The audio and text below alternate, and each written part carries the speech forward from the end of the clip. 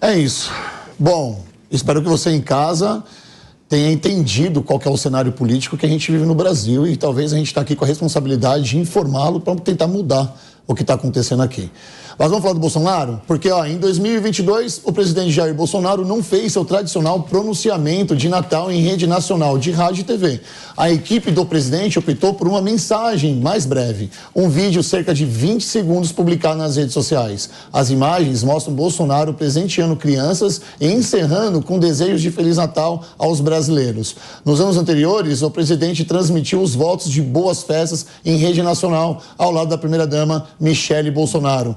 Por que vocês acham que ele não fez esse pronunciamento de forma tradicional, Ricardo Rosso? Porque já virou uma tradição, né? E desse ano ele vem e quebra. Bom, eu acho que eu vou dar uma opinião aqui que vai polemizar um pouco, mas vamos lá que o objetivo é esse, né? Enfim, pessoal, eu acho que primeiro o Bolsonaro errou em não ter feito isso.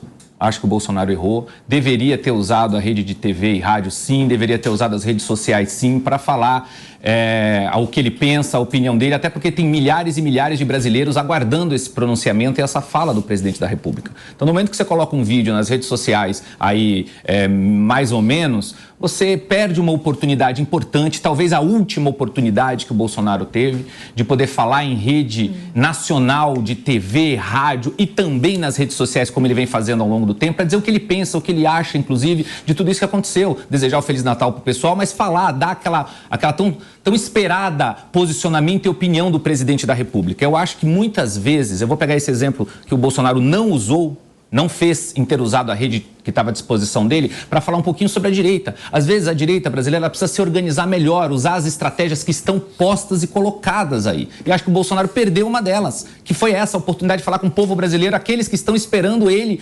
falar, se posicionar enquanto presidente da República e enquanto um possível líder da oposição.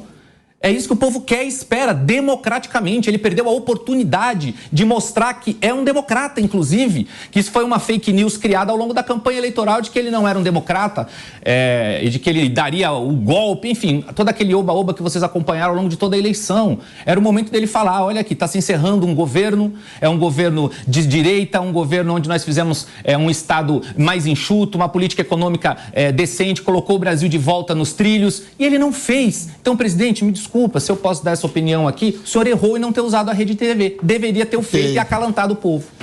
Tomé Abduch, será que você aposta em algum motivo pelo qual ele tomou essa atitude? Será que é uma estratégia ele permanecer calado por mais alguns dias? O que será que passa? Gente, sabe o que vocês não levam em consideração? O presidente Jair Bolsonaro é uma pessoa. Ele é um homem, como cada um de nós.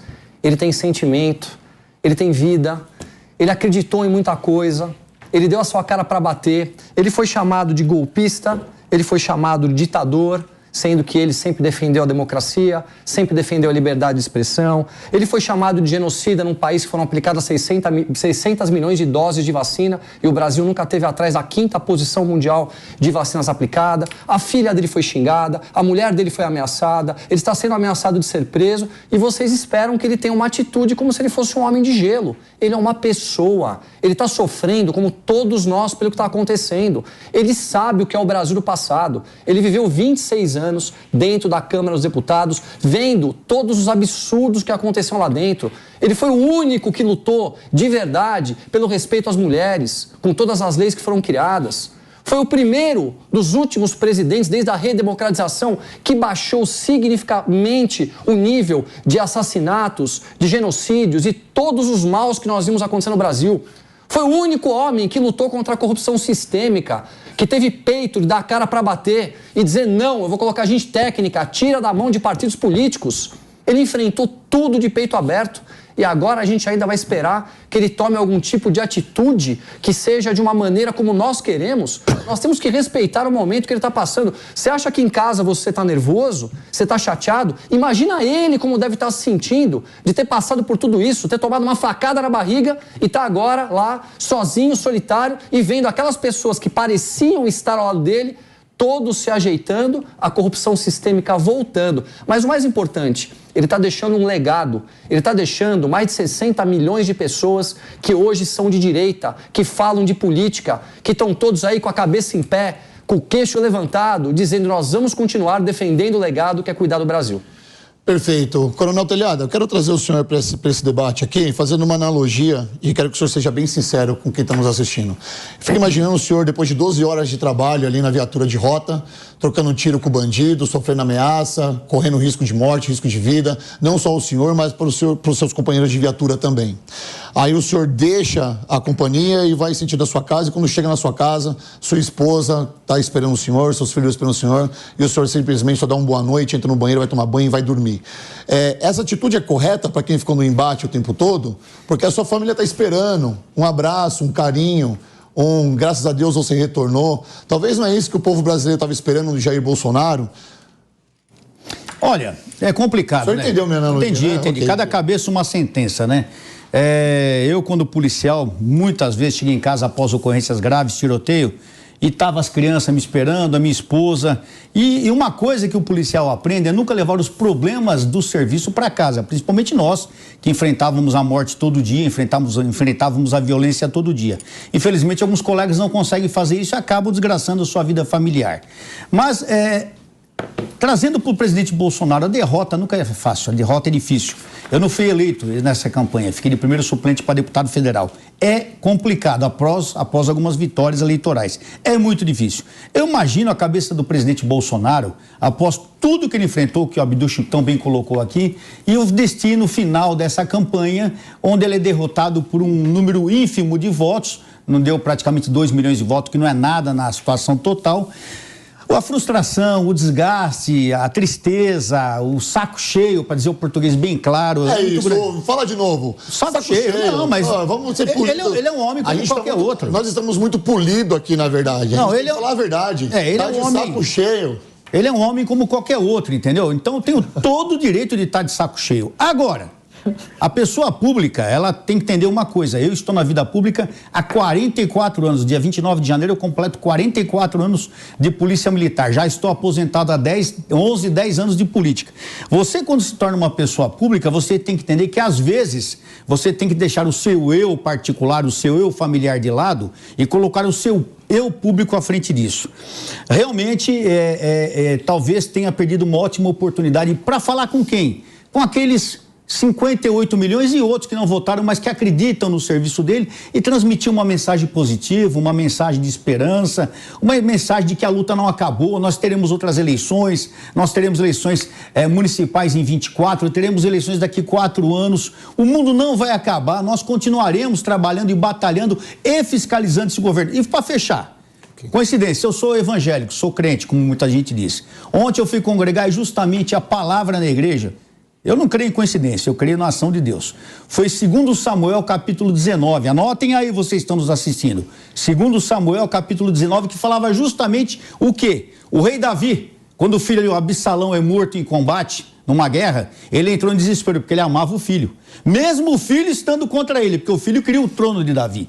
E quando esse filho morre, ele se desespera e começa a gritar: meu filho, Absalão, meu filho. E desesperado, e não saía para falar com o povo que estava na rua aguardando, porque o exército dele havia ganhado aquela guerra. E ele não saiu, o povo começou a desanimar e começou a ir embora, todo mundo triste. Joabe, que era o capitão da guarda de Davi, chega e dá uma prensa nele, no bom sentido, né? Não são essas palavras que estão na Bíblia. Mas falou: meu, acorda, o povo está aguardando você falar. O povo está esperando a sua postura. O povo aguarda, o povo que foi leal para você aguarda uma postura sua. Porque a impressão que dá é o seguinte: nós que fomos leais, o povo, que lutamos, que batalhamos, que brigamos, não temos mais valor. Porque quem tem valor é o outro. Então, eu entendo que realmente é necessário uma palavra para o povo, para acalmar o povo, para tranquilizar o povo e dizer ao povo: a batalha não acabou, a luta ela sempre continua e nós temos, sim, perspectiva de esperança lá na frente. Ok, Deise, eu vou colocar um contraponto, eu concordo aqui com o que o coronel falou, mas eu vou colocar um contraponto também para você analisar. Nós estamos num país onde nós temos muitos extremistas, e qualquer coisa que já que não é falada, já é levada em consideração. E se fala ainda, é levado em mais consideração. Acho que qualquer pronunciamento que ele fizesse corria o risco do cidadão estar interpretando errado e por isso ele está se calando? Qual é a sua opinião sobre isso? Não, isso com certeza. Assim, a gente está vivendo uma época de uma narrativa muito subjetiva, né? E tudo é muito questionado. Então, a verdade é questionada, tudo fica em segundo ou terceiro plano. Somente o que eu acredito é verdade. Então, é óbvio que se ele vier a público falar qualquer coisa, essa realidade pode ser, assim, deturpada. Mas a gente tem que pensar uma coisa. Ele é o presidente da República. E o resultado das eleições, por mais que tenha acontecido com ele perdendo, ainda foi a menor diferença de uma eleição presidencial desde a Constituinte.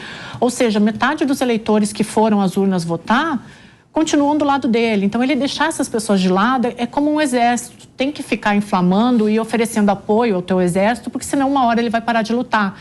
E numa democracia existe a necessidade de um dissenso, existe a necessidade de uma oposição. E, por enquanto, essa cadeira da oposição democrática, de uma oposição ao governo Lula, ela ainda não tem dono. O principal nome para ocupar essa cadeira é o Jair Bolsonaro. Então, quando ele se afasta desse posto, é como se ele estivesse deixando aquelas pessoas que votaram nele à margem da sociedade. Então, aí eu não tenho um representante.